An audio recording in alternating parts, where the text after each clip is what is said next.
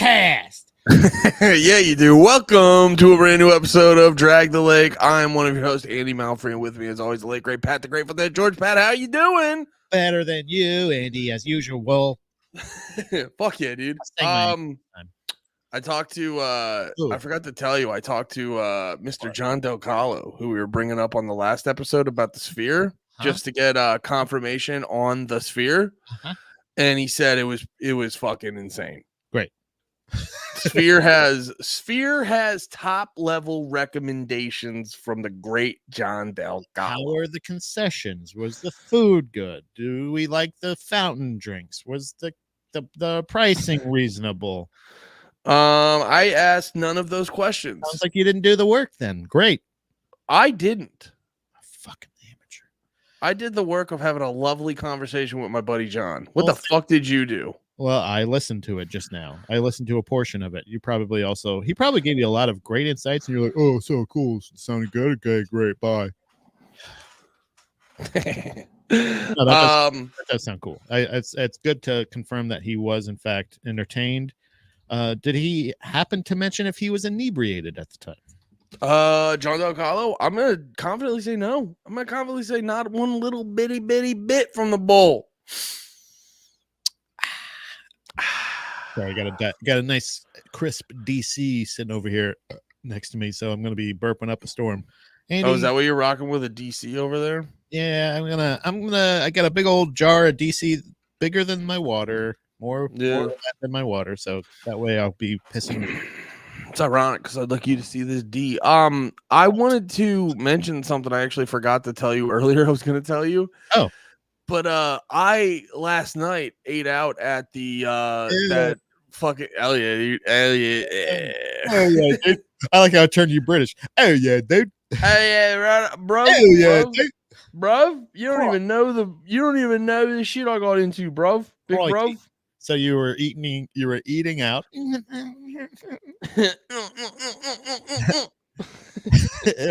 How you doing?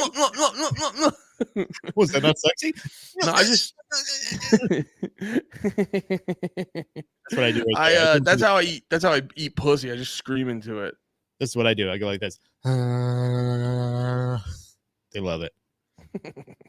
No, the fucking dude. I was laughing. So you like the UFC? You saw fucking Joe Rogan was talking about eating at some Italian place with Joey Diaz. Yeah. Well, I was scheduled to go get dinner with some people. Me and a couple people from the gym went out to eat last night. And as we're going, I start to realize, I was like, wait, where are we going? And then I realized we went to the fucking same place Joe Rogan had up. Yeah.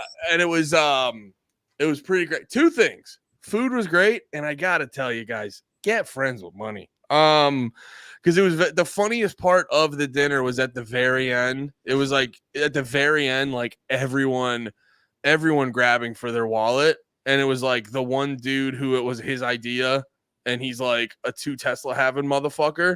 And it's like, I'm not sitting here saying like, yeah, fucking pay for me. There's like a thing at the end of a dinner like that where I go, I mean, it's disrespectful for me to even pretend like, yeah, what am I doing grabbing for my wallet? I had the salad and I had the burger. I'll take care of that. Yeah. Not that. I was just, but dude, it was so funny because our friends, I knew they had Teslas, but they fucking picked us up, and like they have the spaceship Tesla where the doors open on the sides, and I was joking. I go, everyone's like grabbing, even Steph. I was like, what are you doing? Like, what do we do? We're not gonna throw in. Yeah. Like and everyone's like grabbing their wallet, and I make the joke. I go, his second Tesla is a fucking spaceship. Let him get it if he wants. Yeah, it's one of those things that like it's when you realize it's like nothing to them. You know what I mean? Like it's just a nice gesture for them. Like my there's 2 things that you just brought up. 2 thoughts. One of them is I remember when I started working at my buddy's company that I work at now. Yeah, he would on the days that we worked together, he'd be like, what do you want for lunch? And like, we would just order lunch and he would just pay for it. A couple of the times I would like be like reaching for my wallet and be like, don't worry, I got it. And like, so then I just kind of started assuming it. But then every once in a while I would be like, oh, I'll pay for it. And he'd be like, okay. And I'd just be like, you dumb fucking idiot. But then it would also be like, I'd also be like, I can't do that next time. So you know what I mean? So like but then I realized he just figured out how to, like, because we're working, he's like he figured out like how to like work that into the budget. So Yeah. like, these are, and I'm just like, oh, because remember we're talking about in the last episode or on No More Heroes, how I just figured out how my credit will only Credit get better cards work. if I actually do something about it. Yeah. And so it was like one of those things of like he did the thing. He knows how to do this. That, and also what was the other thing? God damn it. You were talking about Tesla. no, oh, the other game was the thing that those people, the Teslas, what they do is they play a little game where they all go out to dinner to these fancy places. They all grab their cards, and have you ever seen this? They all put it in like a hat or in like a bag or something like that, and they have the waitress pull out in the last one or the first one that pulls out or whatever it is, pays for the whole meal. I would be able to play that game, maybe just gambling wise, I could, but I would have to go, hey, I'd go up to the server and just be like, hey, if you pull my card, like I'm okay with that, but can we just do it on a couple different cards? You're like, Don't I just use meant to, that card. Don't just I use that actually meant to throw 6 cards in there. yeah. I didn't want to up my odds, but if I happen to get Yeah. picked, we need to split this over like 6 cards if we can. And I just hate, like, and I don't want, none of this is me feeling entitled. I'm so appreciative of my more successful friends. I love successful people. that's They're been so my- generous. It's been my whole life is me just being appreciative of my more successful friends. But like, I always love when it gets to that moment. I just look around and I go, look at you. We all know what's gonna happen. Let's not patronize this man and pretend like we're gonna fuck it. Like, But we're also You know, respectful. We're also respectful little fucking beggars, because we're sitting here going like, thank you so much. We appreciate it. And they're also like, and we're not getting dessert. Yes, none of us are going to get dessert either, right? You know what you mean? Yeah. You're not sitting there like packing it on. well, You like my one order anyway. That you can My- afford. my one buddy at the dinner was making me laugh because like we after the meal we got like, because it was like a fancy restaurant, so we got like dessert and coffee, and then like one of them grabbed a the what is it, like a frappuccino martini? What's the popular martini where it's like a coffee? Espresso martini. That, yeah. And he goes like, if you were paying, I wouldn't have got the espresso martini. I was like, dude, this much pasta was $28. What are you talking about? Everything. I wouldn't have. Oh, if I knew you were paying, I wouldn't have gotten anything. It's all expensive. Yeah, I'm the guy that's like, because that's been a conflict with mine of like, I understand now the etiquette is if somebody has invited you out to dinner, usually if they end up paying, it's not like crazy because they're like, what, I invited you. But I will let everyone know. If I say, Andy, we should go out to dinner sometime, I'm saying like, we should each pay for our own dinner sometime, but we should the difference. in front of each other. Here's the difference. It's, Pat, I want to take you to. I want to take you to, yes. That's me. I'm paying for all of it. Right. Now, if I hit you up and go, like when we're in Texas, if I hit you up and go, Pat, you want to get some barbecue? We're buying our own barbecue. Yeah. If you like to go independently to a barbecue place to eat and order our own barbecue, but in the same vicinity, and we could even talk. I also too, I don't feel bad about that stuff because I know who I am, and like the times I've been good on money, yeah, I'm not stingy. Oh yeah, same. Yeah. I'm actually terrible with that. The reason I don't have to be, I'm way too generous with myself and other people. It's treats. Yeah. I heard Bert Kreischer put it this way, and this is one thing that I do identify with him, except for it's definitely not being. He was like, "What you got to do?" He's like, "What you got to do is," and then after that you go. But no, I have a very low bar for like a reward system. So like I'm like, oh, I did good. I get a reward. I did good. I get some dessert or something like that. Like dessert every night is not a treat. It's a bad habit. Do you know what I'm saying? Like, so like when you have that kind of low bar for like reward systems and stuff like that, then you're kind of like, you end up it can be destructive. So a lot of times I'm like, hey, don't worry guys, I'll get all your tabs. And it's just like, you look at your bank statement the next. We went to that baseball game in Philly, and not that like money isn't tight. Philadelphia? Philadelphia. Yeah. Oh, okay. Yeah, we were there to see the Philadelphia Phillies. Mm. They named them Play baseball. the Philadelphia Philadelphias. Did you see them in England? Yes, I was there. I clicked on a link for that. You weren't there. I clicked on a link for that. It was a pricey game. That's what I'm trying to tell you. It's very expensive. Even the nosebleeds. Well, I clicked on a video on Twitter, and then I heard just the regular Philly announcer, and I go, no. Uh-uh. I want to hear a Brit call this game. I wanna You're just in call it- England. Why don't you make it all sound Quidditchy and shit like that? Like, Yeah, do make the it accent. sound like some fucking Harry Potter shit. Dude, the whole series, all the coverage was just them dogging. Like they've dressed the Philly fanatic up like one of the beef eater guards, and they're just like, yeah, look at this dickhead, because you guys are stupid. They were just when I turned the game on today, they were just talking shit about their tea. They're like, tea is awful. This is disgusting. Well, dude, it's so easy to get me into that guy. Like whenever if you see a British person talking any type of shit, I immediately put a wig on and I start playing a flute and I'm just going in on you, dude. Yeah, you become very patriotic. But no, we went to that Phillies game, and like, but we're we're moving to Austin a little bit. We want to try to, as much money as we can, try to put aside. But dude, the beer and the hot dogs are flowing. Dude, What's a beer at the Philly Stadium? I don't even know. That was the problem. Is I just kept swiping my card. I wasn't even looking at the totals. You don't remember? I think Dom ended up bringing up at one point, I think a domestic big boy was like $13.99. That makes sense. You remember when I was way back when I went to go see Knock Loose with my Pat number one. When I went to go see Knock Loose with only by number of how you met, not by ranking. Yeah, P1. When I hung out with P1, number one Pat, first and best.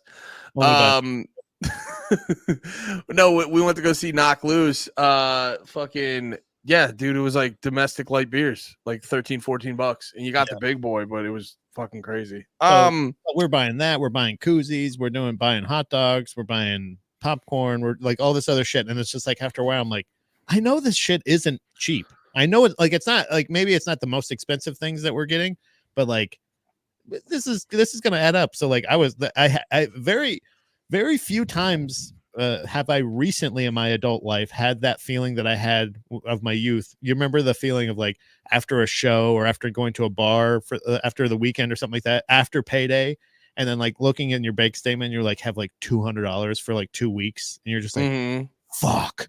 You're just like shit. Like dude, I had that feeling. I didn't. Luckily, it wasn't as that bad, but it was still like I'm gonna have to dip a little in the savings. Dude, I want that. That's what I want, and we'll talk about music in a second. But that's what I want out of life. It's like the only thing I want out of any of this shit. I just want to be like, I just want to go do a fun thing, and not have to be in my head like, what's the most amount of fun we can have and still be responsible. Yeah. I had it for a little bit, and I miss it so much. Well, to bring it back to music, this is funny because the reason when Tai was kind enough to get me on the list for the Norma Jean show, when I went to see Norma Jean and POD, I was like, the reason, like when he was like, oh, why are you not coming out? And I was like, yeah, I went to this last show, and I was like, I got after this show, we gotta try to start really saving money, and I wasn't gonna go to shows. And he's like, oh well, I can get you in. And I'm like, cool, awesome, that saves me money, perfect.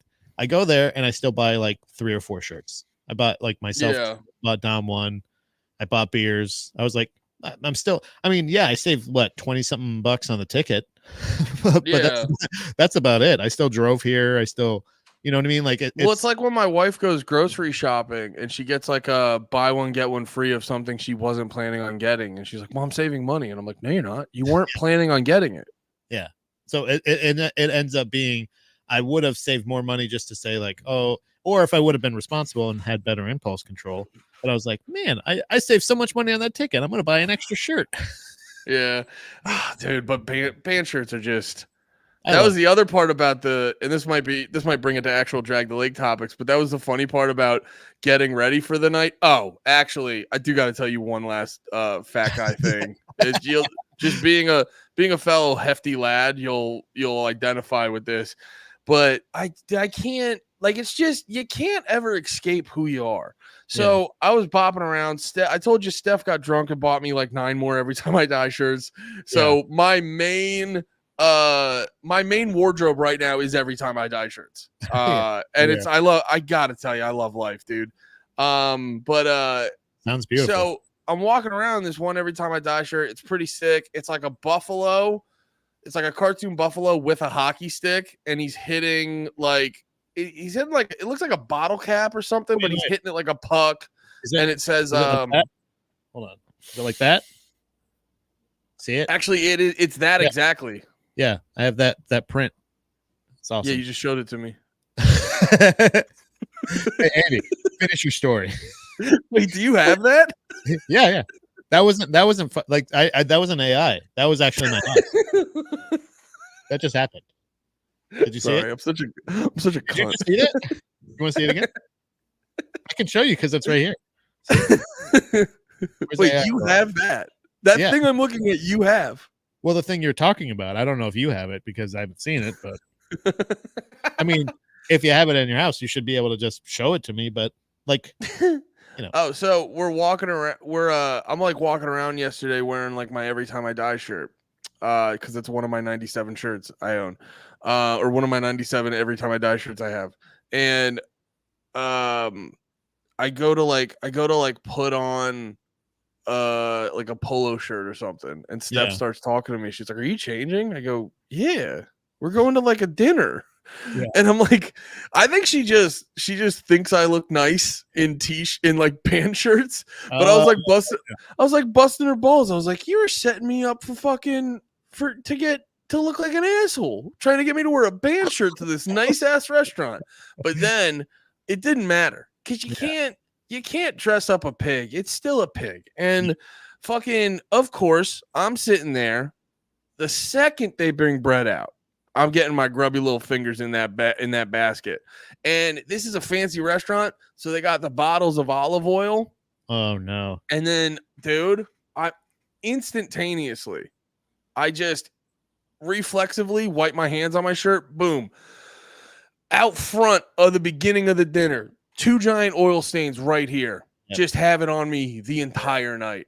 And I'm like, I can't escape who I am. It's just exhausting. This is why you can't take me to these places. I legitimately, the reason I have this I actually asked Dom recently. I was like, she does not like this at all. This is probably one of my new favorite pieces of clothing, and it's not just because my wife hates it, but this and a camo short sleeve hoodie that I have are 2 of my favorite pieces of clothing right now, and it's because they're very comfortable, and they also are.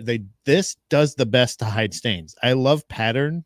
Like the reason I wear plaid a lot of times is because like I can't wear flannel in the summer because it's so fucking hot.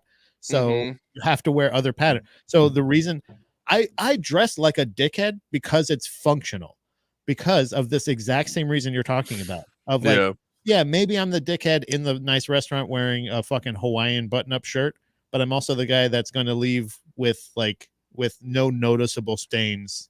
At least, do you know what I'm saying? Because that's where they all end up is right here.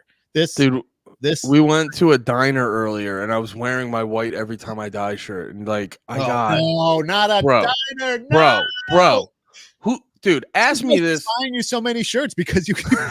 I'm ruining them, dude. Just get him a tie-dye one, Steph. Dude, ask me this question: who the fuck do I think I am? I go to a diner. I get fucking pancakes. The funniest part though is because I felt safe in the diner. I felt at home in the diner. Of course. Didn't get nothing on my shirt. I go to this fancy schmancy restaurant. I feel too relaxed. I feel like I'm one of them. Boom, oil on the shirt. But let's I like how the clothing was the thing. You're like, I don't want to dress like some kind of schlub, but you're still like That's what I'm saying. I'm saying Yeah. you can put a suit on a pig, but he's still gonna roll in mud. We just have to be the guys at fucking Ruth's Chris Steakhouse wearing camouflage and fucking Every Time I Die shirt. Like, look, it's one of those things of like, guys, I'm here to spend money. Are you really gonna be that much of a fucking dickhead? Where's my fucking seat? You know what I mean? We need to make extra money because we need to be not only the guys that can cover the check, but also the guys that can go like dress code, fuck off, and go like, Yeah. here's literally, $200, shut the fuck up. well, You know what I mean? literally, Rogan in the fucking picture, he's wearing like a Black Sabbath shirt and a fanny pack, and I go, he's the man. That's the dream. That's you go what to the fancy restaurant in your fanny pack because you're the fucking man. But honestly, Andy, I want to commemorate you, or I want to Commend. you. You're not dead yet. I will commemorate you. I want you to know that. I'm gonna put you on a $50. But there, What? but there is, you have to die first though. But there, I want to commend you and saying, I ain't no Joe Rogan. I gotta put on a collared shirt. I don't have that kind of ability to walk into this fancy restaurant looking like wearing Crocs and wearing a tank top. I can do that when I make Joe Rogan money.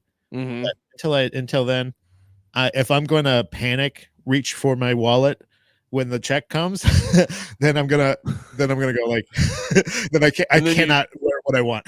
And then you drop your wallet, but it doesn't hit the ground because it's connected to a chain. Yeah. And then you open it with Voco.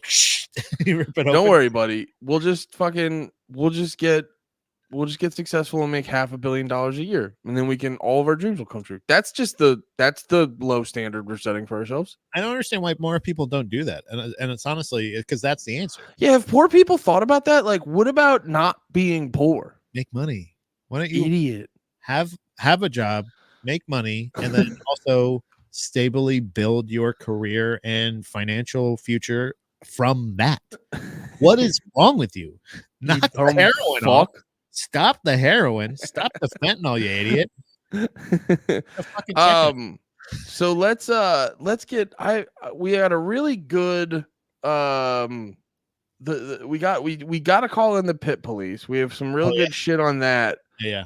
And we got some other good stuff. But before we get into that, I have to ask you, Pat, a very important question. What? And I haven't asked you this in a while, so it's super important I ask you it now. Have it. What the hell you been listening to lately? Me, Andy? Is that you, what Patrick? Me? Yeah, I realize we haven't done that in a while, and I know it's not always topical, but it's fun. It's fun to know what you're tuning to. So I was listening to Terminal Sleep. Ooh.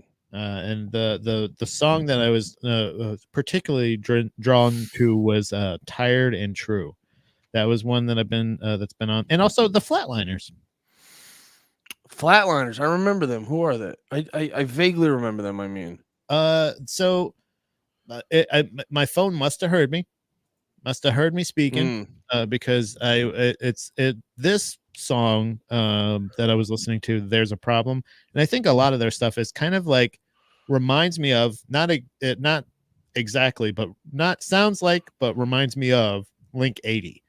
And they're a ska band you bring up a lot. Not very well known, but meant a lot to you. Yeah, that's the band that kind of like, they're not like super popular or anything like that. And it's not, I mean, like, not that I think they had a couple releases, but there is, for the most part, like, I don't think Link 80 is kind of a tough name to have, especially around the popularity of Blink 182. Ooh, I never even thought about that. It's so close to that. Yeah, so it's kind of like, it's like one of those things of like, you start to tell somebody about it, you're like, Blink 182? Like, no. Link 80. Mm-hmm. Double digits.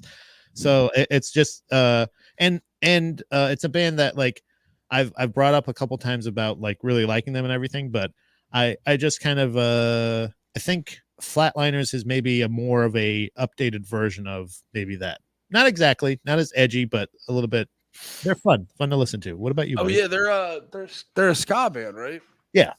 So yeah, that's the best way. I thought you had explained that kind of with the Link 80. That's the connection. They're like a lighter version of that, a little lighter version of that. I apologize. I may have accidentally not been paying attention. I was pulling up some topics I wanted to talk about, so I may have glossed over some things you were saying. But No, it's funny actually. I had a big listening moment where I got back into some shit that used to be my shit because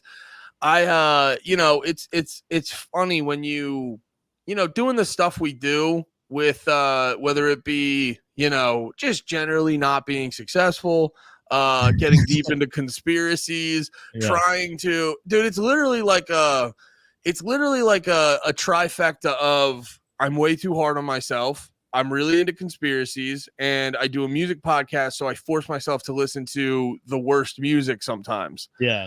And so that really shot me into, I kind of want to go back to high school because all that stuff makes me happy. Yeah. And I got back into Streetlight Manifesto again, and they just rip so hard because it's like they're ska, but like so much more. Because we were talking about before, ska was always a brutal genre to like be hardcore into because it's so easy to make fun of. You know what I mean? Like you're usually it's the generation of my ska fans. You're usually an awkward fat band kid. Yeah. You have no like you're like me in high school. You had no personality, so you're just like, what if I bought everything checkerboard? Like I literally one day. I remember one day in 9th grade, I was walking to class wearing like checkerboard Vans, holding my checkerboard backpack. I probably had a wristband and like maybe one other checkerboard thing. And it was just like, it's just like the most autistic way to let you know, like, I like ska music. But, Streetlight Manifesto was always nice because they kind of. What if you were like, I really love chess? Like, why are these guys fucking dancing around me, telling me to pick stuff up? What are they talking about? I love chess. Leave me the fuck alone. God, why is he loving chess and punching his hands out the way he's doing it? Don't skate. They're my chess shoes. They're my chess shoes. Dude, that's so funny. Yeah, no, I just was I remember fucking with ska hardcore, but it was always one of the I think it's like, dude, literally growing up, I always got attracted to like the underdog shit. So I always got attracted to the shit. Like I always joke, it's why I'm inherently like a dirty hipster with the way I do things, where I get more. Now, I don't latch on to everything just because it's different, but I get more intrigued by something going like, well, why aren't more people fucking with this? It's why I gave grindcore like a fair shake. And then, I realized it's bullshit and not music. No, it's music. It just sucks ass. a lot of, you got to sort through a lot of bullshit to get to some good music. And there's good bands, but then even them are like, it's a lot of like, all right, get through this bullshit. But even every like good grindcore band's like not really a grindcore band. Yeah. Right. The best grindcore bands are not grindcore. The best grindcore bands are like, they're kind of just like toned down prog hardcore bands or some shit like that. Yeah. I think you're right though, but that's a good point, is to listen to ska and like objectively be like, what's everybody's fucking deal? This is fun. It's fun. It's honestly kind of a fun way to be sometimes. Now, I think when you get unfairly shat on for the things you like because, the uninitiated are judgmental, Patrick. I don't know if you know this, but that was always my thing with ska, where I was like, no, but like there is a bunch of it that is a little bit like fucking goofy. A lot. But Streetlight Manifesto was always different. And I'd always like listen to it like, I don't know. I'd always be like, no, if say you don't like, I don't know. Who was that one band? Skank and Pickle? Like if you're gonna sit here and be like, I don't like Skank and Pickle, I'd be like, that's fair. You probably listen to it. But also you had to seek that out. Do you know what I'm saying? Like it's not like Skank was thrown in your face. You had to look for it to get mad about it. Yeah. It's like, you know what I'm saying? Like there's certain bands where you're like, oh, fuck this band. Like you're like,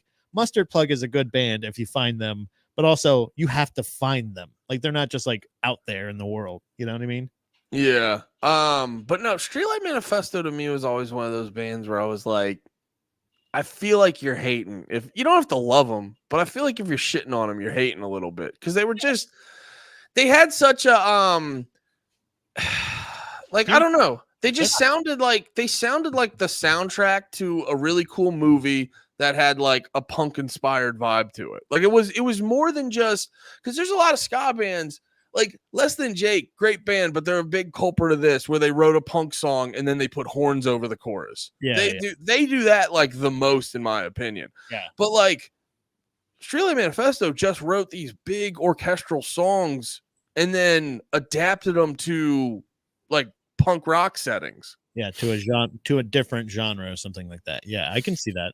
When you Streetlight Manifesto is one of those bands that like, and I think it's kind of like some of these other bands that like where they're like the ones that go the extra step when it's just not something like we've talked about Real Big Fish recently and stuff like that. I think the last time we were talking about ska was like they went a little bit above and beyond. Like they were like, you know, they had like Streetlight. Yeah. Well, that's what I'm saying is like I think those are the bands that stand out besides the Skank and Pickles or the other ones that are just kind of like they're existing in the ska world, whereas like other ones kind of stand out. And that's why a lot of times those bands end up getting more popular, I think, is because they have more to offer than just the old huge, you know what I mean? But I never really was one of those that did the checkerboard and all that other stuff. And like I said, even skanking in general, I never felt comfortable doing. But I always was a fan of ska in general. And I liked the infectious energy and everything. And never really I got why certain bands would be made fun of and everything. But I was at that time was still like, well, how come like it's like the emo kids are making fun of the ska kids? Well, no shit. I was that guy for the longest time. But that's what I mean. It's like, but it's like you can make I had no reason. I had no. Who the fuck did I think I was? Like, it's so funny. I remember being obsessed with like pop punk and emo, being like, "You guys listen to other shit," and you're like, "Yeah, dude." Yeah, everybody listens. Like, it's I don't know. It's one of those things that I've stayed pretty consistent over the years of like. After I realized I physically couldn't fit in a lot of the clothes that, that a lot of punk rockers in, I was like, wait, but I still feel punk. You know what I mean? I still feel like I like punk rock and love going to the shows and like playing the music and like. But if I'm not dressed like this, how will people know I'm punk? That's the conundrum you hit later in high school. But that's the thing is like you realize like that's the idea, and you realize the people you see like that are some of the fakest people, and you're like, oh, it's crazy. So like, well, that's what TikTok revealed about. That's what TikTok revealed for me about whenever you see like alt girls or like goth girls, and they try to act like they're a little bit more like deep and interesting, and then you see all these girls dressed up like God. And I love the videos. Yeah. You look lovely, ladies. I'm not hating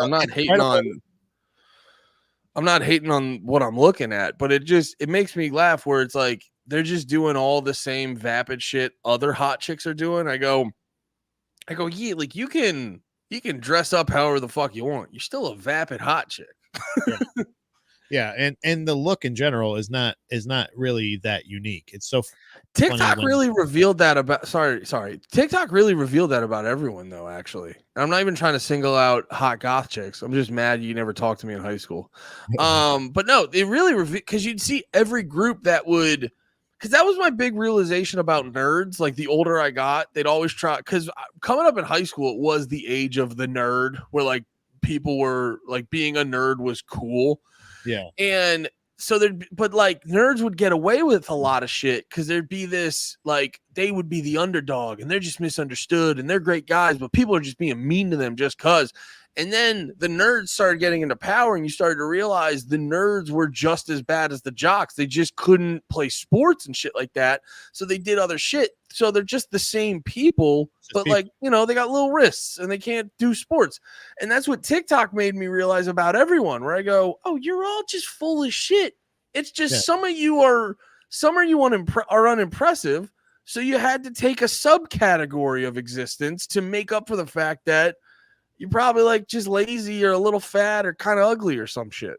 Yeah, it's how like any kind of journalism or anything like that comes in. Like it's a thing where like, or critics teachers and I feel like critics, teachers, and any kind of like expert in general is like one of those things where you're like, oh, so you're the like a sports, a lot of times sports commentators or sports reporters are usually people that didn't compete at the major league level, but are willing to give you their insight on how this player at the major league level is handling it, or how what they should be doing, or what the team should do. And it's like, well, have you ever managed a team? No, but that doesn't mean that I can't give you my insight. And it's like, you can still have experts that have never done a thing, but it's also like, if there's a person that is like you said, TikTok kind of exposes people for saying like, there's nobody that you can't hide when you're untalented. Yeah, you yeah. like, you can't. Well, you can hide on TikTok. You can definitely hide when you're untalented. But if you're trying to go into the like commentary realm, right? But that's what I'm saying. It's like there are some very good and considerate commentators, reporters, and stuff like that, media for sports that respect that and realize that it's different. But there's a lot of times people can't accept that. Like both of us realize that the band thing for us, big dumb retards. Yeah, but that doesn't mean that we can't respect bands for when they do things right. You can say, well, I don't know. Well, that whole you have to always have it's with the insight. It's always with the grain of salt, saying like, we understand we are not experts. Like, but that's the thing is, hey, I never made it to the big leagues, but then I became a great PE coach. Like, that's good. Be a really good PE coach. Well, and also too, the whole you never made it to the big leagues is like a false dichotomy, because yeah, obviously there's a bunch of people that tried and failed, but yeah. I know for me, like, I tried the band thing, and then I realized the idea of like touring in a band, I was like, I don't want to do that. Yeah. You know what I mean? Like, maybe down the line, you know, I could do it. Because we always joke about starting a band, but you know, maybe down the line we could do it in a much comfier way. But like, whenever you see all the bands talking about how they toughed it out in horrible conditions, and then we got home and we made zero money, I go, oh yeah, I don't want to do any of that. That sounds awful. But that doesn't mean so. You show respect to the people who worked harder than you in the things they worked harder than you on or whatever. But you know, you can also realize you're like, oh yeah, I didn't vibe out on that. It's like a lot of dudes tried the band thing and they're like, oh, it's not even that they failed at it. They're like, oh, I don't like that. I'm just going to go produce records. This is more satisfying and fun. Yeah. And then, you know, cause I guess I'm kind of like talking about this from my perspective. Cause I was just like, I remember thinking about the band stuff in high school, and it's like, yeah, I don't know if that's really for me, but I'm still like a big fan of this. So it just becomes a thing where you gotta try to keep your head on your shoulder. You got to try to keep a good perspective on things. So you're just not talking above your pay grade, not talking out of your ass. And I think because you and me are good at that, where I feel we're good at that, because I think we're such fans of this shit. So like, we inherently try to be the most up on our shit when we're talking about that stuff. Yeah, when there's something outrageous, usually when we make a crazy accusation or anything like that, it's usually doing a silly. It's for the joke. Yeah, doing a silly. For the most part, like I think we like to give the same thing, where we're not just gonna sit here and shit on a band for no reason. We're gonna sit here and give, like, if we are criticizing a band, it's from the fan perspective, and it's not necessarily. We were talking. I don't know if you have it on the docket or not, but we were talking about that Tool thing, that documentary video. Oh fuck! Thanks for reminding me of that. I had a fun Tool conspiracy theory I wanted to tell you about. But that video, the punk rock NBA about Tool, and like basically their relationship with their fans, really, or how they became such a successful prog rock band with such low output, essentially. Over the years, and like, I feel like it did a better job of explaining to me, and it kind of changed me around on Tool, the band, the people. The music I still feel the same way about. It's what don't you like about because I want to tell you what I feel about the music, but I'm very curious. I'm guessing you don't like Tool. I just don't love them. I don't think that they're anything because of the other prog music that I've listened to. I'm not as blown away by them. Yes. I think they're a time and place band, and I don't understand how they get so many new fans. But the video did help to explain, like, and I really do appreciate the artistry of them a lot more about the insight about not putting the band in a lot of the videos or any of the videos. I think after a certain point, and saying like they shouldn't be the focus point. The art should be the focus point. They have these really, it's so funny. I truly do feel I identify with a lot of the insight that the band themselves have. But when it comes like as far as like art output, it should be about the art. This is the thing. I'm not necessarily the focus point. It should be about the material, blah, blah, blah. But then and then the amount of like jokes, like the trolls that they do, the fact that how much they fuck with their own fans and stuff like that, and how much of their fans don't get it. It really reminded me of how I turned around on ICP. I don't hate ICP. I definitely do hate a lot of their fans. And then when you hear them talk and then you hear them react to a lot of their fans, they're like, oh yeah, they're retarded. This person's retarded. You see the extreme fans and they're like, yeah, I don't like this person either. You know what I'm saying? Like they talk shit about their own fans. The same thing with Maynard James Keenan calling his fucking fans fanatical retards is one of those things where I'm like, oh yeah, yes they are. Thank you so much. You know what I mean? Like when he was getting death threats for not releasing music on time, and he's like, chill out, you fucking retards, and all this stuff. And it's like, I like that he has this mentality of like, it is just really about the art of like, I'm not necessarily doing any of this with you in mind. I'm doing this and you love it. And I really appreciate that. But then there's other aspects of the video and the relationship Tool have in general, where he's talking about the super limited edition art. This is the part I wanted to get into because no, because I had mixed feelings. The what's his name? Maynard James Keenan. Yeah. He seems awful to be around.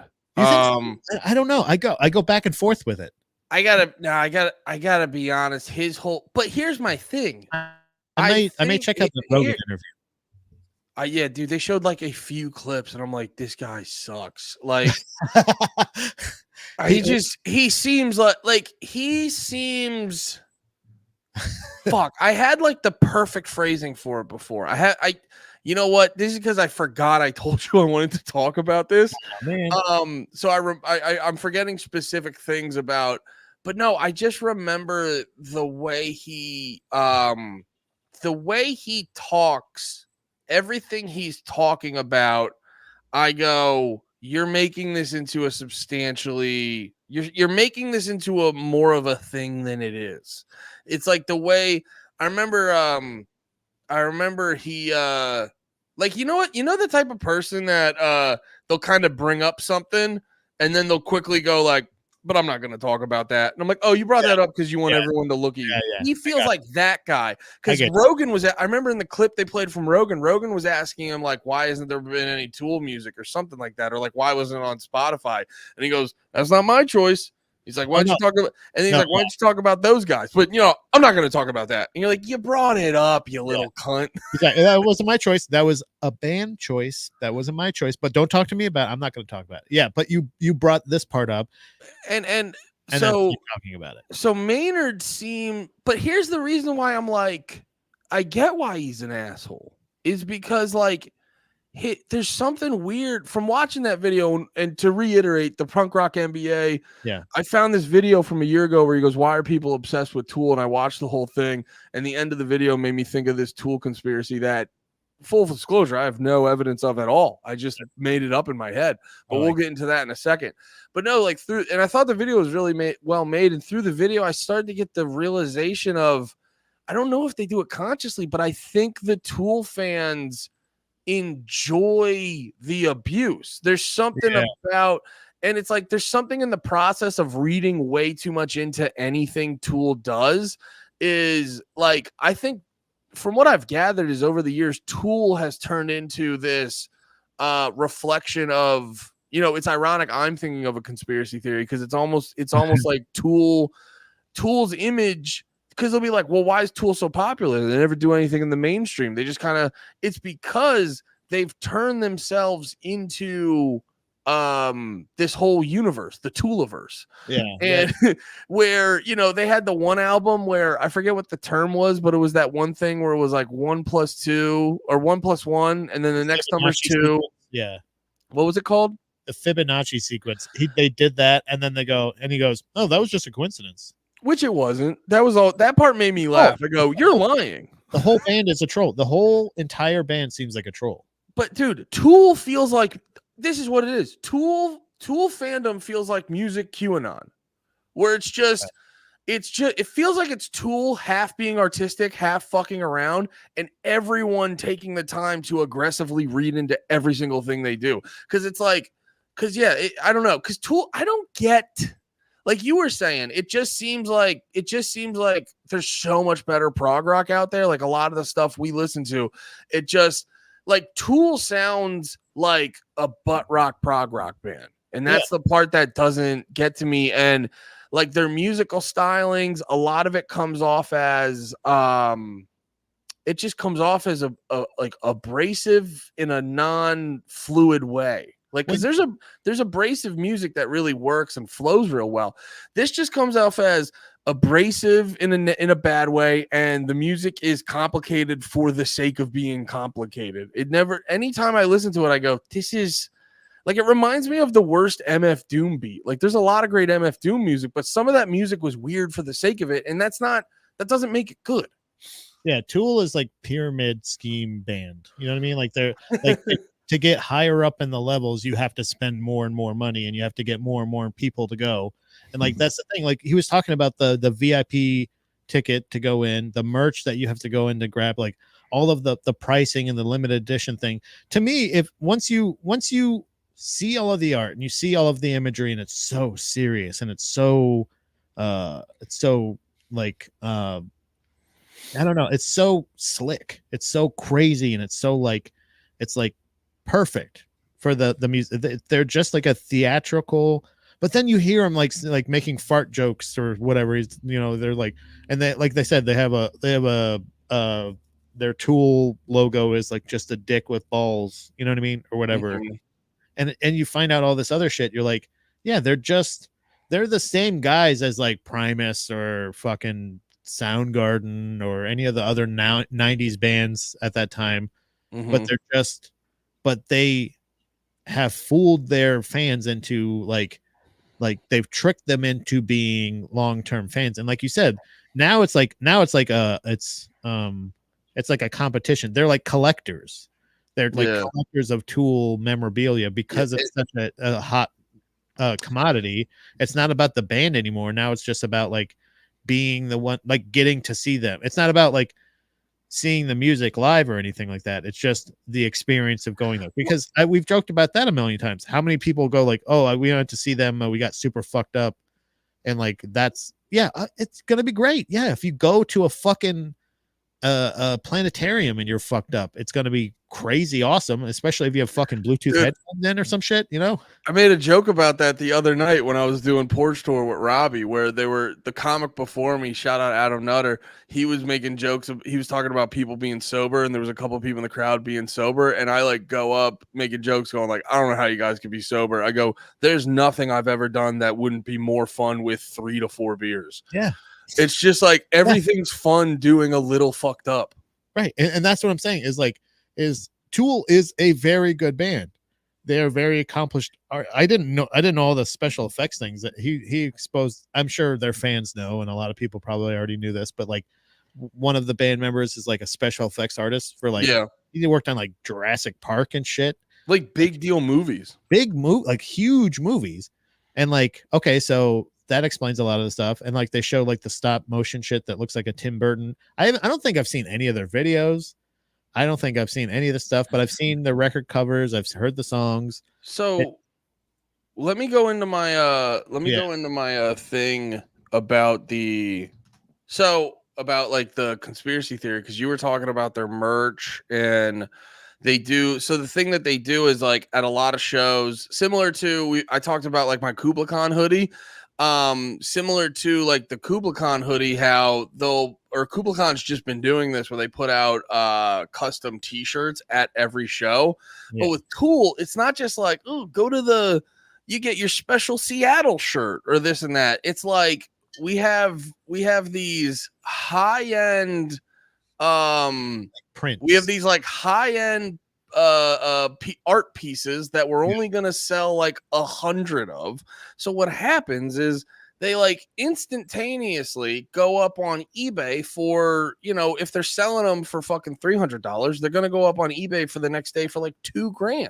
Yeah. And like I see stuff and I'm like, I get as a fan that's cool to have, but whenever I see shit like that where you have an item that you can easily reprint it.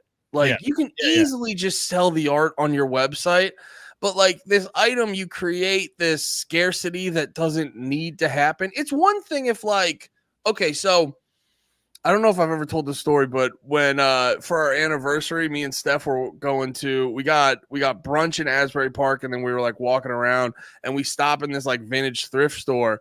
And I see this really cool Misfits shirt, and I go, "Yo, and Steph really likes it. She's a big fan of the Misfits, not Guar. She's a big fan of the Misfits. Hey, Broken Clock's wrong a lot of times. Broken Clock's wrong more than it's not. Yeah. Go back into a lot of episodes. You'll get what that joke was. But no, so we pull the shirt down, and I'm like, "Yeah, I'll get that shirt for you." And then the guy's like, "Are you sure?" Like he read me perfectly of a guy who doesn't have money. And he's like, the shirt's $300. And I go, oh, I was like, I turned to stuff. I was like, I'll buy you fucking 3 Misfit shirts off Amazon. I apologize. I'm not getting you this 300. But the reason it was a $300 shirt is because it was like from the 80s and it was in mint condition and all this shit. And it's like everyone else lost and tore up and got their other Misfits shirts fucked up. And this was the one that someone still kept pristine. They didn't just create this false scarcity and only print 100 shirts. Yeah. You know what I mean? Like, so stuff like that is annoying and corny to me because it feeds off the desperation of the super fan.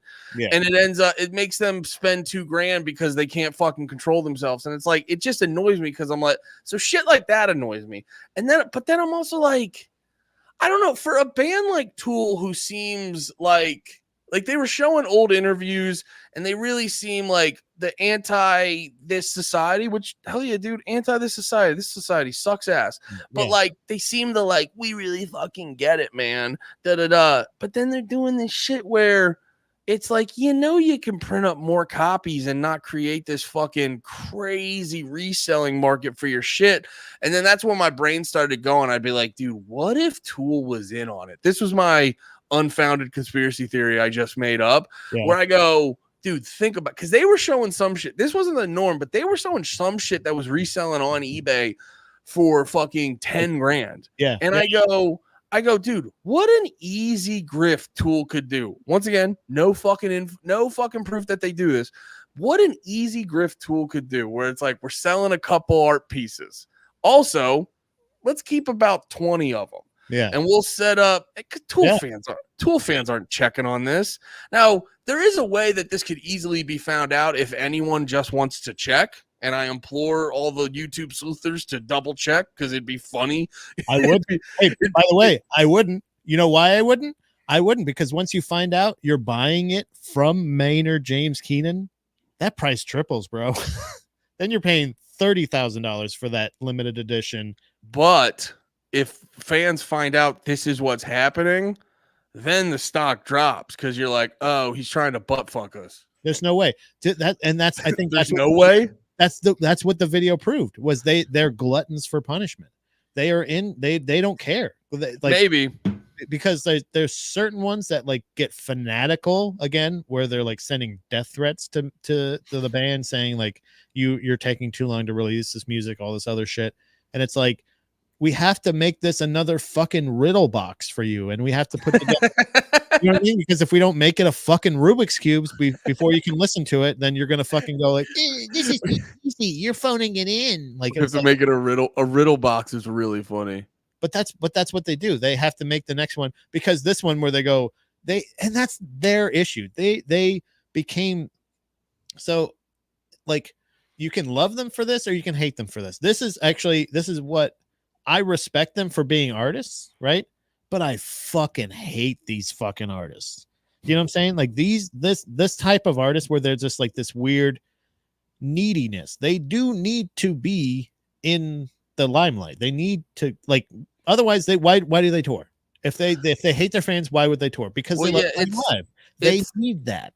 It's the difference between, and our favorite thing on this show is to big up Kubla Khan because they're like the best band right now. But like Kubla Khan, I salute them now too. We gotta get a Kubla Khan flag. If we're moving to Texas, we have to. It's actually law. If hardcore fans move to Texas, they have to get a Kubla Khan flag. But Tool seems like a band that needs to create a universe. Or I'd probably put it more so on Maynard James Keenan than the rest of the band. That's the vibe I at least got from the one video I watched. Yeah. But Tool seems like a band that needs to create a universe and then be the center of the universe. Yes. Kubla Khan seems like a band that goes, I'm just happy to be here, partner. We're just here for a good time, not a long time. We're here for a good time, not a long time.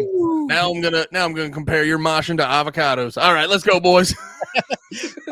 No, you're right. No, and this is the thing is like this, and this is proving your point, is because Kevin Smith did the exact same thing. Kevin Smith literally coined it. He called it the Viewist universe, where he created an entire universe, and his fans eat it up too. And he has made an entire career off of just being Kevin Smith. And honestly, but that's the thing is he overexposes, he overindulges. Sorry, what? No. I'm just to big up the universe he's created. He's got his fans locked in because the last couple movies have been bad. And dude, post Red State have been rough. I liked Tusk. Unironically, I actually liked Tusk. Was that after Red? No, I'm wrong. I did like Tusk a lot, but I thought I loved how Tusk just was weird. It's just gonna be bad the whole time. Yeah. But that's what I'm saying is like it doesn't matter. But that's what I mean is like Tool. Okay, so this is my conspiracy is like they're taking so long to put this out because I think now Tool has become more of a business than a band. And I agree. So I think at this point it's like a lot of red tape for them to release shit or something like that. And I think they did it to themselves because if they would have been more accessible, because like again, Kevin Smith is almost 100% independent. Like he hasn't had a lot of Hollywood influence in a long time. You know what I mean? So like he is successfully doing it. And he grew a whole like, podcast fucking channel, this whole other thing, he's still making movies and it's all funded by his audience. And if Tool was purely about the art, they wouldn't, I don't think, be taking this long to be releasing something because obviously they would be hesitant about the reaction it's going to get because otherwise you're not just perfectionists. You know what I mean? You're people who are very confident in your art. So either it's Tool has become more of a business than a band, or they truly do care about what their fans and everybody think. And they've been just poser fucking pussy artists this whole time. I will say this because Tool came out in the late 80s? I think so, yeah. So, and then their last album 2019. Yeah. So, you got to think about that. It's not that long. Hold up. Sorry. I barely got started.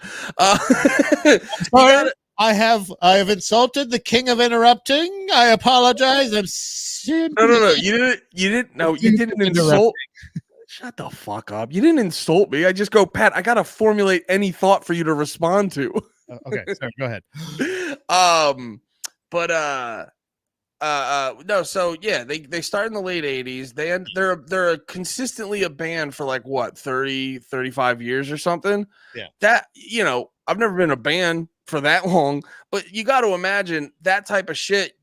A lot of the members are getting older. They're probably hitting a point where they're kind of just like, I just don't want to hit this band as frequent as we like fucking used to and shit like that. So I could see like, so I don't fault a band for taking at this point in their career for taking forever to put out new music. It might not even be like their top priority because they're just like, I've done the Tool shit for so long. Yeah, I would buy that. And also, sorry, last part of that, he has like A Perfect Circle is really popular, and I know he also does Pussifer. That was the other part. Yeah. I think that's the thing is, and I think that's also Tool fans' fault as well, because I don't know. I doubt there's a lot of Perfect Circle fans that aren't Tool fans. Fair. So I would have to assume there's a smaller audience, but he's maybe more artistically fulfilled, or maybe he does. This goes back to the business talk. Have more artistic control in Perfect Circle, but the band Tool, I believe it was brought up in the video, has 5 major releases or 5 actual full length releases, something like that. Yeah. So like 5 in 30 years that's fucking small as fuck. In my like, I even if you're a huge band, 5 in 30 some years is too small. That is not enough output. But like you said, there's other things that they're putting out, all this other stuff. So I don't know, man. It's weird to say this, but it made me hate Tool the band a little bit less and understand that it is truly their fans. But it doesn't mean that I actually like Tool now. But I think you're right. I think Maynard James Keenan himself might be a little much. Yeah. But I think it's just because he's an artist. Like, I think that's what I was bringing up earlier, was the thing that I really don't like about him is actually a commendable thing. I think he's really an artist and is really like, it's not done yet. I need more this, or I need another. I need some more hardcore yodeling at this part. Yeah, maybe. It's hard to tell. You might be right. It's hard to tell though. It's either I think it's either one of those two things. Either he's super duper prima donna artist guy, or Tool is a business and they're just tangled up in red tape right now. You know what I mean? Yeah, maybe. But maybe, Patty boy. I like your conspiracy. I like that you're the conspiracy guy with this. That was cool. Yeah, I like having conspiracies. Yeah, I don't know. I just thought I get really annoyed when I get really annoyed when bands and shit do like hype beast type shit. You know, like the company Supreme. They just sell okay clothes, but they intentionally only put out a couple. So they get these like young, impressionable kids who, you know, they're young and vapid. So they're gonna want to get a fucking $200 t-shirt that only 10 people have. Yeah. Or probably more shirts, but you get what I'm saying. So, and it's just like, I don't know. You're preying on people with you're preying on people's emotions, and it just annoys me because you can't be the like I fucking get it, man, and then also do the like predatory bullshit. You can't be both. Well, but also, so coming from the artist, how dare you tell me what I can be? I can do whatever the fuck I want. Is what I would think from an artist aspect of like, I'll put out a fucking Tool album when I fucking want. I love you. Oh, yeah.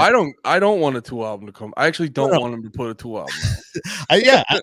I think that would be the best thing, is like for them to not do that, but then put out a Tool album. But it's, you know, would be the best thing is, all right, it's ready. You guys, here it is. Yeah. Best of Tool. With 2 new songs that you've never heard before. No. And so to what you're saying to that, it's like, you can do whatever you want. Just understand, when you do whatever you want, this is how a lot of people feel about it. Right. And if you're okay with that, have fun. I'm just saying, it's like, because Tool gets I don't know. I also didn't really like grow up listening to them. I never got it wasn't until I realized they're kind of like butt rock, prog rock, because I never got the appeal to them, because I'd just be like, this music's very clunky. I could probably listen to more Tool to sort of fine tune my opinion, but I've listened to a decent amount of Tool, and the Tool I've listened to, all of it is clunky. It's not an enjoyable experience. It's very clunky music. It's hard to listen to. And it's not, and that's the thing. It's like, it's the same way I feel about Christians' reactions when I tell them like, I don't really like I've gone to church a couple times. I don't really it hasn't really got me. And they go, oh, you just don't understand. And it's just like one of those things of like, it's not that I don't get Tool. I get it. Yeah. I just don't like it. It's not like it's not Potheads do the same thing. it's When you not find unhittable. Yeah, potheads do the same thing. When you say you don't like smoking weed, they're all like, "Well, you haven't smoked the right stuff." You're like, "I've smoked a lot of weed." It's just I can't really identify. I can't really hop in on this one, Andy. I have You know what I no, but you definitely know what I mean though. It's like if I told you you just haven't drank the right beer. No, I assume cuz you don't really drink beer. You're not a fan. I found out exactly the type of drinker I am. It is not even just social drinking. It has to be an event. It's either concerts, sporting events, and I It haven't is better drinking it like that. yeah, I really and literally if I'm just sitting at home, I might have maybe one or two, maybe like once a week. But like Yeah. but if I'm out at a ball game, brother, you better believe I'm fucking putting them down. Can I see this though? Are you well? You're usually when the UFC's on, you usually got your brownie thing at BW Dubs. And a Diet Double Coke. yeah, you got your DC, your brownie whatever. What's it called? It's a brownie Sunday, but Oh yeah, you got your DC, your brownie Sunday, and you're at the B Double Dubs. Yeah. B-dubs, brother. BW2. But like, if you were what was I trying the B Double Dubs? I like B Double Dubs. Yeah, I like but when you're at like, say you were, because me and Steph, we usually stay home and watch WrestleMania. Yeah. And then or any of the wrestling pay-per-views, and it's easy for me to crush beers watching that with Steph while we're just like, because we love a good old, get drunk and we're just like talking about it or yelling at the TV the whole time. We like to get interactive with any event we're watching. Are you a fan of that? Like, if it was you and Dom and you're just yelling to Dom about the fight the whole time, could you be like crushing beers all night?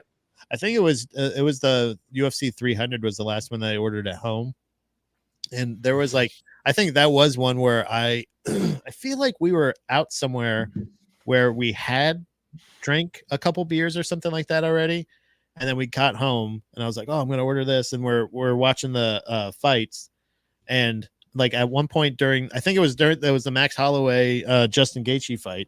I actually was like standing up, clapping and cheering and stuff like that, or explaining, "Oh yeah, he wants to get out of this. He's gonna have to do this." Blah blah blah. Like I've done that plenty of times, but she'll entertain me, or sometimes she will ask a question and I get really excited that I can answer it. But for the most part, no, it's not. She doesn't really cheer on with me or anything like that. But if I'm watching with other people that are excited about it, I will cheer and clap and do all that shit. Hey, BT Dubs, B Dubs. I got a double P as well. So I'm gonna run and take a quick hot piss if that's okay with you. Yeah, it's very okay with me. Go take a hot piss. I'll be right back. Oh man, I've been doing a lot of drinking. I think that's why it's on my mind. Or no, I haven't been doing. It was last night. What did I do Friday night? I feel like I had beers Friday night. I can't remember. No, it wasn't. You know what it was? It wasn't Friday night. That's right. I did a lot of midweek drinking. Because I had a day during this week. I was a very stressed out young boy. So I got, oh dude, it was so fun. Yeah, I got a bunch of the Coors Light 16 ounces and then a IPA. Yeah, and I had a good old Tuesday night drunk. That was fun. Well, it was fun, but every time I get drunk on a weeknight, it always goes like, I'll just stay up till fucking 2. Who cares? And then because I still, for another week only, but I still have the day job. So last week, getting up, and then I ended up doing High Society, which is really fun. I'm going to do it again this week. Because Chris wants to hang out one more time before I get out of here. But yeah, I ended up doing it last week, and I'm fucking over this goddamn city because we were crushing beers on the pod, and then I hung out because oh, that's right, I had Friday off. And then what did I do Friday night? What did I do Friday? Because I know what. Oh, that's right. I had the show with Robbie. Okay, I'm trying to remember the things I did this week. I don't know anything beyond what I did this week. I was telling him how I was doing a lot of stuff this week. So I was drinking a lot of drinks and doing a lot of driving and shit like that. And it was Thursday night. Thursday night I did High Society and I hung out with the bros. And I tried to like hang out later because they closed down the fucking Holland in the city. And I'll just go through the Lincoln. But like I left at midnight because I didn't care about when I left because I had the next day off. And I leave to go to the Lincoln at like fucking midnight. And I'm going and I'm like, it's still like balls ass backed up here. And I'm like, fuck this fucking city. Yeah.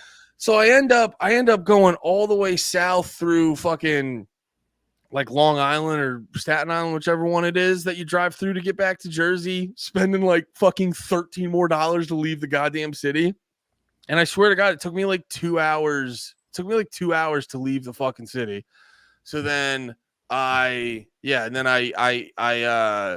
hate when it's like a late night like that. And then you get out of your car and it's like the smart move is just to immediately go to bed. But I hate that. So I always spend like an hour or two not going to bed so I can have my me time so I can be tired as fuck the next morning. It's so crazy. I do the same thing. Yeah, I had the day off and I went to fucking I went to CrossFit in the morning. Steph's sister was coming over, so we got the house looking nice. And then I had that dope porch tour show with Robbie, which was really fun because the dude, what the fuck was it? The dude had, he had all this like expensive beer, but it wasn't like shitty. Like a lot of times expensive beer is like, let's make it taste ass, but you're not allowed to say it tastes bad because it's expensive. Yeah. But he had all the expensive stuff that actually tasted good. Nice. And that was nice. Yeah. So I was just telling them how I was drinking a bunch. Now I have to go piss. I'll be right back. Right. Yeah. I just went to the Phillies game. Actually, it's funny about the expensive beers compared to the non-expensive beers, I guess you would say. When we, Dom and I went to the Phillies game just recently, when we went in, we came in, we wanted to go in a little bit early just because we wanted to walk around. It was our first time at the ballpark and all that. So we bought an expensive, or actually the first beer that I got was a fucking perpetual IPA, like a 16 ounce. It's like one of those fucking tall boys or something like that. Double IPA, super high alcohol content. Not super high, I guess, but high enough. Double like what a Miller or fucking Bud Light or anything is. And by the end of that beer, I was like, I am not going to be able to drink all these. So I quickly switched to, which is crazy because then it's a higher amount of beer. I'm drinking more beer, but at a lower alcohol content with like Yingling or something like that. So, but for my preservation over time, because I knew I was going to be having multiple beers over the entire game, I knew that I wasn't going to be able to handle all of the, not only price wise, it was like, I think $5 more. And even though you're getting less beer, I feel like you're still going to get more effed up. So, but as far as like just having a beverage in general, I think the lower alcohol volume, I was talking about we were talking about before all the pee breaks. You were asking me about the beer thing, and I was saying, I was telling all of the lovely dragons out there that at the ball game, I started out with a double IPA. Speaking of the expensive beers that don't usually taste great, but like I had a perpetual, and I was like, by the end of that first one, I was like, I'm not gonna be able to do these all game. I need to switch to like Yingling or fucking Bud Light or Miller Lite or something like that, because that's gonna be the higher alcohol volume and all that shit. Like that was gonna and the IPAs fucking like dry you out more than a Coors Light or some shit like that. I don't know. I feel like if I'm crushing multiple IPAs, I feel more dehydrated than if I was just drinking Coors Lights all day. I know people go, because Coors Lights are water. Yeah. But I'm trying to be hydrated. That's why I drink Coors Light. But if I'm watching to answer your question from before, if I'm watching like a UFC or something at home, I'm like, if I have beers, I'll drink them or something like that. But I'm not like, gotta get the beers, if I had like, it's one of those things, I might have a beer or two tonight. You know, who knows? My wife's making pork noodles. Maybe I'll have a beer or two. Pork noodles? Pork noodles. That sounds awesome. They're really awesome. That was the nice part. I had pork last night.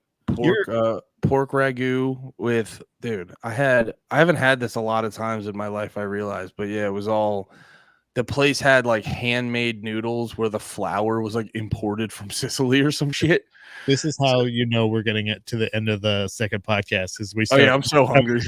But I was thinking this is a fucking you want to hear all right, guys, cutie pie Pat's here. You ready for a cutie pie little thought here I had last night? I was making pasta for Dom last night for dinner, and I thought to myself, Andy is in for some incredible meals. I think you are going to be shocked with how well Dom and I both can cook. I've never had anyone this excited for me to be in their house. I'm telling you, you are going to be. I'm pumped, buddy. I'm pumped. I'm pumped to eat your meat, dude. You're never no, Andy. The best part about this is there's no meat. There's Parmesan cheese. There's fresh basil. Oh man, you're gonna. Last thing about beer, I wanted to say because I've had this realization. No, since we're on the topic of beer, I wanted to say this, and then we got important. Important police work to do. We got to put our beers down and get our police work done. Yeah, we got to finish our beers and go do some cop work. One second. No, I realized, I swear the older I get, I see the negative ramifications of corporations, and the older I get, the more anti-corporation I am, the more if I can avoid a corporation now in my life, I will. There's a lot of times I can't, and unfortunately in my financial situation, there's a lot of times I can't. I have a little bit of a food addiction, so I'm a little slut for McDonald's. We're not all perfect. But that's not a corporation though. McDonald's? Yeah. It's a restaurant, so don't worry. It's just someone it's just a group of people that love me. You're not going to all of them, so you're not supporting the corporation. You're just supporting one restaurant. It's probably even a franchise. God, I like the way you fucking think, buddy. Justification of obesity. So, but I will say this: the one place I now do aggressively support corporations is beer. I can't do your fucking small batch horse shit anymore. Yeah. It sucks. It's inconsistent. It sucks so often. And can a goddamn brewery make a good light beer for fuck's sake? No. It's because all the time you go to these breweries and you're like, this is our amber lager and this is our regular lager. And you're like, this all tastes like fucking shitty IPAs. It's like that all the fucking time. Cause last night when I was hanging out with my friends, after we were at the restaurant, we went over to my one buddy's place. And he had a bunch of Founders IPAs. And dude, Founders and Goose Island are the IPAs I will put my fucking I'll campaign for them. Founders and I will fucking fight that goddamn goose. I will fuck Goose Island and Founders. No, Founders is, in my opinion, the most approachable IPA. He had a hazy IPA from Founders that was fucking sick. And Goose Island, this actually brings us back to music. And this is a way to get Andy hooked on your product. What you do is you go to the big old city of Philadelphia. Yes, with the Adelphia. And you book a show at formerly Electric Factory, currently whatever the fuck it is. Franklin Music Hall. And you book Run the Jewels, and you sponsor. All you have to do, by the way. This is all you have to do. No. There's one more step. Oh, there's more? You have to sponsor the whole show and make all the beers $5. Okay. And that's it. Dude, it was a night of watching Run the Jewels, and because how we were set up. We were in the back. So Run the Jewels was outside. It was festival style. I'm with Steph. I used to really try to get up front. So the fact that Steph doesn't want to get up front because she's shorter, she wants to stand sort of back, and then we can get a better view of the stage. I also, too, I'm not trying to get up in there. I just want to get a good view and have a nice place to stand where no one's running into me. So we post up literally feet away from the beer tent. And so it would be perfect. It would be like, hell yeah, Run the Jewels, turn around, get a beer, be back there within minutes. Yeah. And I was just crushing $5 fucking Goose Islands 3 all trips up night. there, you bought like 2 beers, being like, "Oh, I got you a beer," to Steph, and she's like, "I'm still working on this one." You're like, "Okay, Whoa, hurry the fuck up. it's getting warm." Which, by the way, girls need to learn how to. You know what? Never mind. I was gonna go into a whole thing complaining about girls. I just don't know why they can't drink their shit at a normal pace. It's so weird. It's yeah, they're like get all burnt. You know what it is? Okay, Andy, if we can really get down to, you want to get to the conspiracy of this shit. With all due respect to women, I want to start out by saying that when it comes down to dick, they can do some very impressive things. Very impressive things. I'm listening. Right now, but when it comes to chugging a beer, it's like you asked them to fucking like chug hot lava. They're like this. I swear to God, like Dom, like I go chug the rest of that, and she'll go like this. She'll go. It's like, open your. I never thought I'd have to tell my wife this, but open your throat. No, I was laughing last night because we were having a great time at our friend's place, and it just got to the point where, because our one buddy drove us there, and it's just me and him staring at Steph and his wife, and we're like standing, and the energy is like we want to leave, and you're just looking at, gee, this much wine in the glass, and you're just like, just drink it, just drink it, Tip it back, spill it. Can you just spill it? Can we just leave?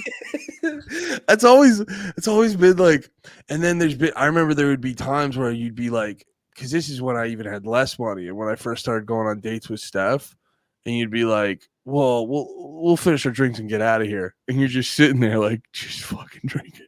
We're both gonna finish them? Can I finish yours too? And then she would be like, well, no, if you want to go, I'll just leave it. I go, you're finishing that.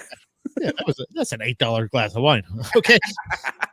Yeah, exactly. $8. If you don't want it, I'll get it. Look, I'll fucking slam that and drive home. Like, dude, the amount of time, this is not booze related, but in restaurants, there's been plenty of times where Dom's told me, she's like, you don't have to finish mine. I'm like, you're not gonna finish it, and she's like, no, and I'm like, are you gonna take it home? She's like, no. I'm like, all right. I'm not gonna. We're paying for all of this. They're not gonna not charge us for what you don't eat. Every drink you get is $13. We're not finishing them. This is crazy. Just because you make all the money doesn't mean you should be able to spend all of the money. Okay. But anyway, let's get down to business. How much you can play without getting in trouble.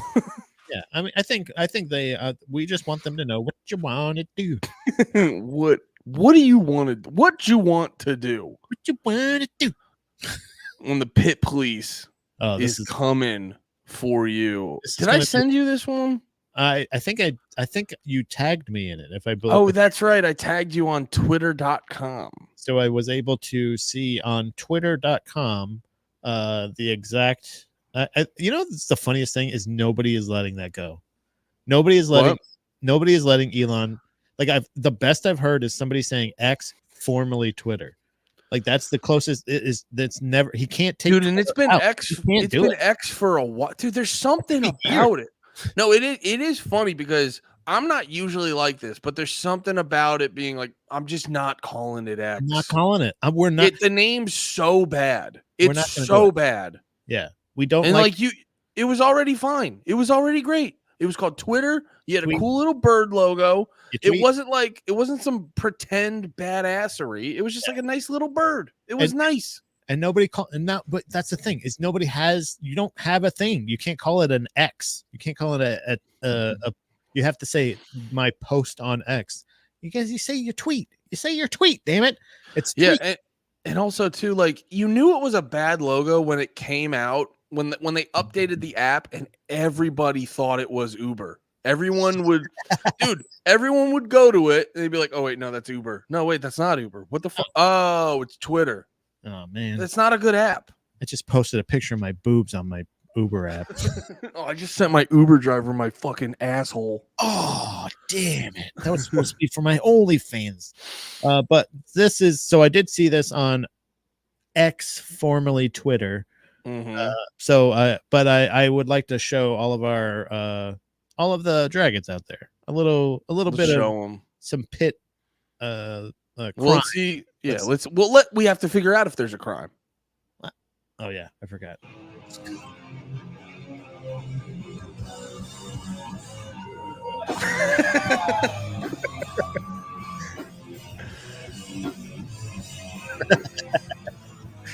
Jesus, it's taking a lot of people to pick that guy up. Yeah, okay, let's watch it one more time.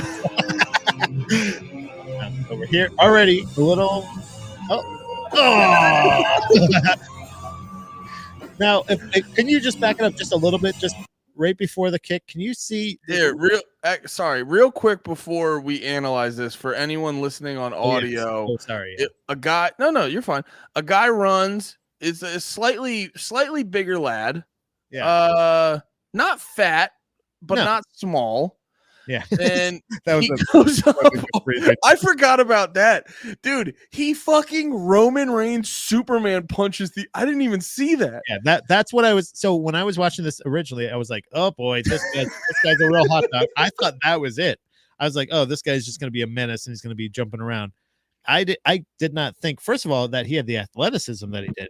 With Yeah, good on him. This first move shows me like this is his first rodeo, but this one, boom. So I think the person that gets kicked jumps up almost into it. Yeah. So that was, yeah. Oh, no, he had his foot out right before that. He was trying to Undertaker him, and Roman Reigns got his. Yeah, Roman Reigns. He And RVD'd him. now he's doing a fucking. Oh, Jesus. So, yeah. So, sorry. Go ahead. No. It's just yeah, I've never well, first off, the funny part is how audible you can hear. Wait, let me play it when the kick hits. How audible you can hear the whole crowd react. Just whoa! By the way, and so in great form. Also, that person, I didn't realize also, if you watch the video a couple times, you don't notice this on the first view, was in the pit, comes over from here, was like, oh yeah. I didn't even realize that he was safe, and then he's like, oh, let me get over here real quick. Yeah, I'm having a great time. Fuck. So I don't know if that kick was coming no matter what, and that person saved someone's life possibly, but and was throwing a kick right before this. Look, boom, bounce net, kick. So wearing their glasses, but confident. I can't keep watching it. It's just gonna make me giggle. It's so funny. So clean. So my whole thing with like the Superman punch, completely fair play. That one, he's just jumping on kids. He's just jumping on other fellas. Yeah. He doesn't really like Superman punch. Not a real hit. Yeah. It's the like so when it comes to kicking, like the kicking always feels like it's like you're doing a combo in UFC where you kind of go like jab, kick. Yeah. It feels like the kicks always feel like an addition to a larger move set. When he's running and like that, he did the move when you see it in action films, you go like, oh shit, where they like spin sideways in the air and then he kicked him.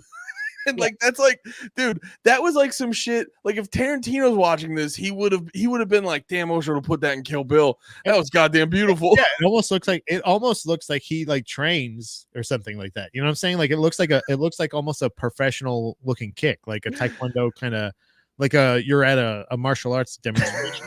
But dude, it looks like an RVD move. That's what I'm saying. Yeah, it was like he went from Roman Reigns to this guy went Undertaker on him, and then he responded with a little bit of RVD.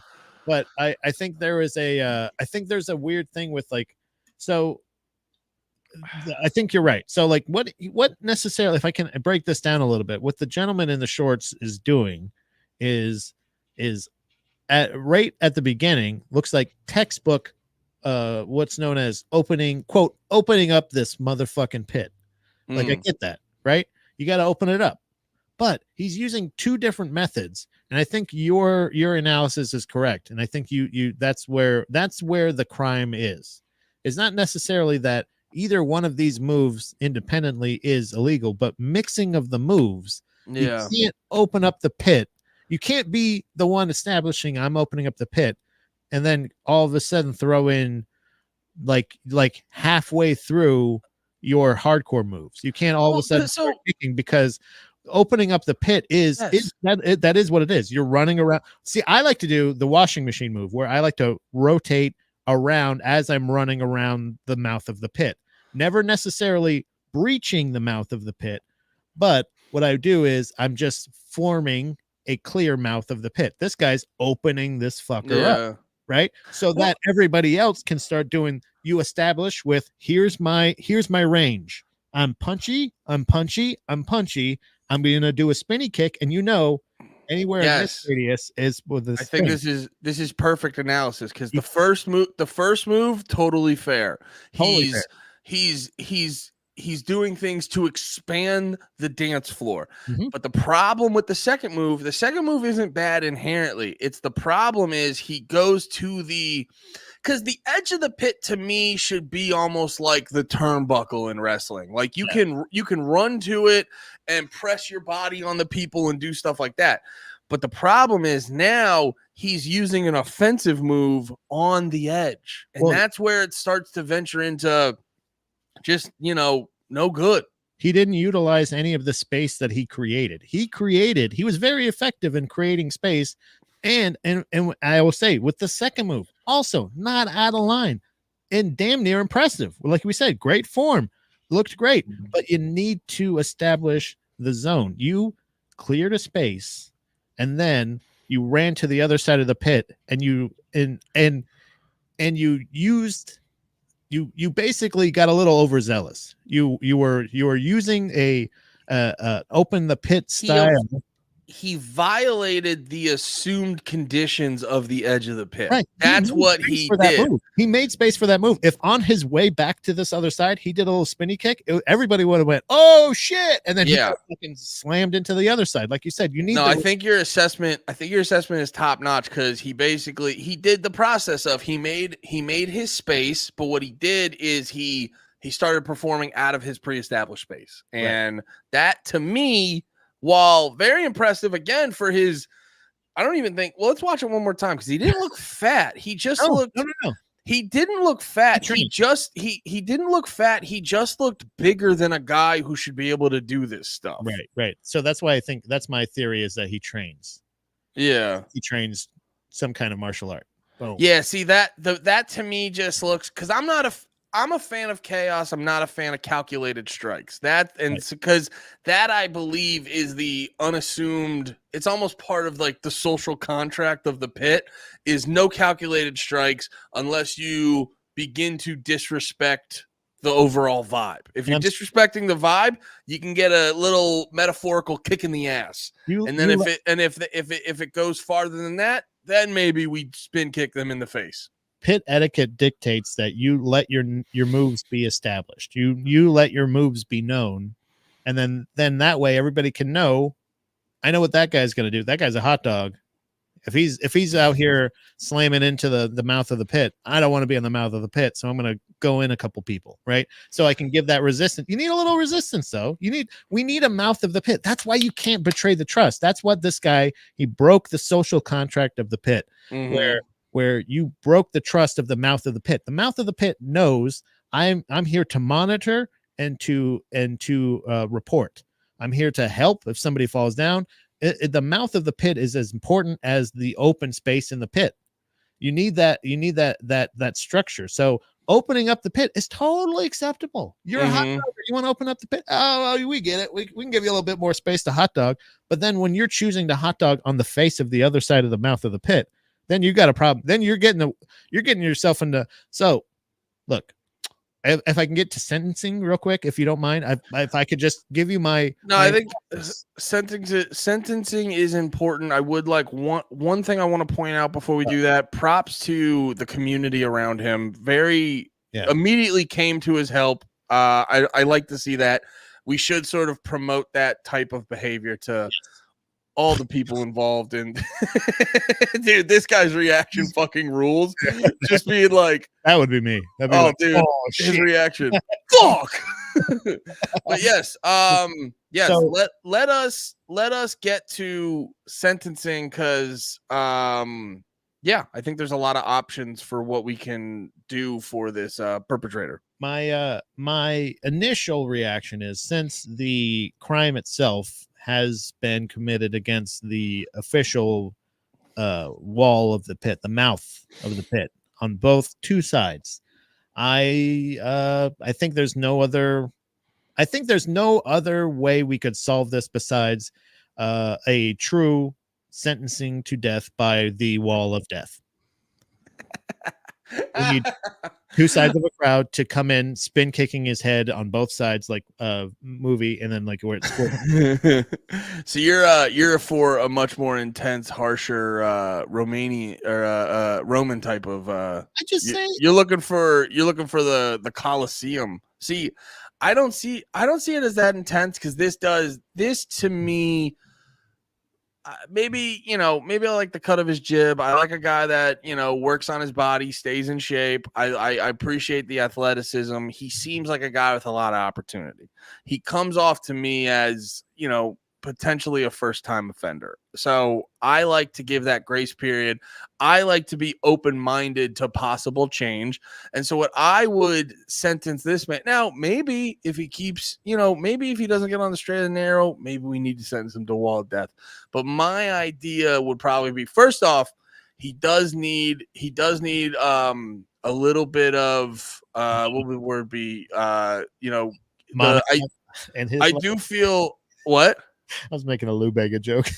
Oh, So there would have been a Monica in his life. I do think the victim is entitled to some compensation. I think he is owed at least a 6-pack and a handshake. Okay. And I would think that I would sentence this man to light community service. He has to take tickets at the door for the next month. Okay. All right. Yeah. How about we meet in the middle And shoot his mother. and we force him to fight in a kumite? Well, what about this? All right, Kumite, but he still has to buy the guy a 6-pack. His public. I would like Yana, if I could move that his community service actually be that he is security at the next 6 shows that he wants to go to. He has to be security. That means monitoring the pit. That means dealing, and also mainly dealing with crowd surfers and or stage divers. Okay. And get the guy a 6-pack. And have to die in a kumite. and I want to also, I'd also like to switch handshake to hand job. He has to be given a hand job for that guy. He has to give him a hand job with his asshole. Deal. We got a deal, counselor. Woo! We did it. So All right, man. So no sentencing needed. We'll just have a plea deal. Yeah, plea deal. Time served. Community service. All right. I think we goddamn did it. Until that, Damn done did it. We damn done did. No, don't start over. We just don't fucked up acknowledge again. it. God, I need to eat some cold hamburger helper in that fridge. We will not start over. Man, I want a McRib right now. Do it. No, what? No, those suck ass. Shut up. Don't start this. You shut the fuck up. Katie, that's what we're gonna have at the house when we eat. Is McRib. Only. I don't know. Remember we talked about? I was so unimpressed with the McRib. Yeah, that's because you're wrong. You're not right about everything. Nah, dude, it tasted like some bullshit I'd get it at the Hot Box and Speedway. But you can get it at McDonald's. But it tastes like Speedway bullshit. Right. But you can get it at any McDonald's. Okay, it's not where I can get it. It's what I'm getting. Okay, Andy, whatever. All right. Thanks for hanging out. Thanks for watching. Until next time, we all love you. Have a good one. Be about a peace.